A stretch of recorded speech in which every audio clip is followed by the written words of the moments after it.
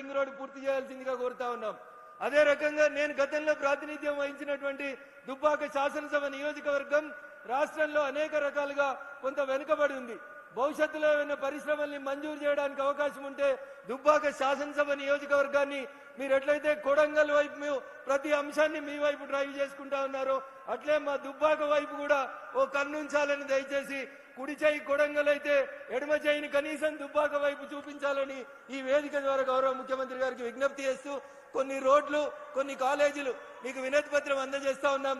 దయచేసి వాటిని మంజూరు చేయాలని ఈ వేదిక ద్వారా గౌరవ ముఖ్యమంత్రి గారిని కోరుకుంటూ అవకాశం ఇచ్చినటువంటి వేదిక ముందున్నటువంటి రైతన్నలందరికీ కూడా కృతజ్ఞతాభివందనాలు తెలియజేసుకుంటూ సెలవు తీసుకుంటా ఉన్నాను.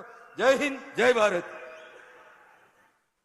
సమయాన్ని దృష్టిలో పెట్టుకొని మంత్రులందరూ కూడా సమయస్ఫూర్తిగా మాట్లాడమని చెప్పి కోరుకుంటూ మిత్రులు పొన్నం గారిని మాట్లాడవలసిందిగా కోరుతున్నాను.